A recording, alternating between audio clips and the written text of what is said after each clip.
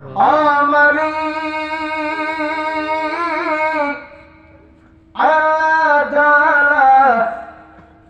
আমার চাষা সেই আশা নিয়ে মাহফিল দিয়েছে, আল্লাহ তার আশাকে পূর্ণ করে দিও।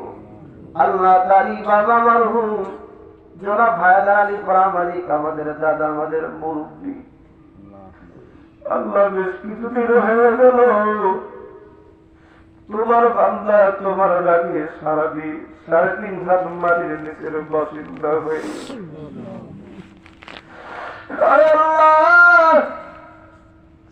আমি বাড়িতে আসলেই দেখা হইলেই যে মায়াবী ডাক্তার আমার দিত, আমি অন্তর খুলে দাদার জন্য দোয়া করছি, আল্লাহ জিন্দিগির গুনাহ মাফ করে দিয়ে আমাদের পাশেই কবরস্থানে ঘুমায় গেছে। প্রামাণিকের কবরটারে তুমি জান্নাতের বাগান বানায়া দাও। আল্লাহ তাআলা এই মাহফিলে যারা দান করেছে তাদের মা বাবা, দাদা দাদি, নানি, আত্মীয় স্বজন যারা কবরে শুয়ে আছে, আল্লাহ তাদের দানের বদৌলতে তাদের আপনজনদের কবরকে তুমি জান্নাতের বাগান বানায়া দাও। আল্লাহ রাব্বুল আলামিন আমি গুনাহগার হাত তুলে আমিন বলছে, আমাদের মধ্যে কার যেন দুঃখ মানে,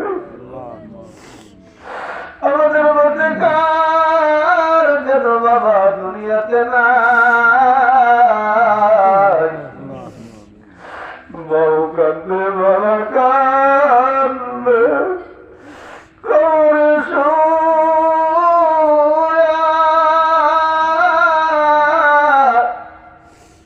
আর দরদের বেটা বেটি দেখলি না একবার আল্লাহ যাদের মা বাবা কবরে ঘুমায় গেছে তাদের মা বাবার কবরে মাফ করে দাও। আল্লাহ তাদের মা বাবার কবর তুমি জান্নাতের বাগান বানাইয়া দাও। মা বাবা যাদের নাই বাড়িতে গেলে মা বাবার খাদার ঘটনা দেখলে, মা বাবার আসবাবপত্র দেখলে অন্তরের পরিবার মধ্যে দরদ করে ওঠে।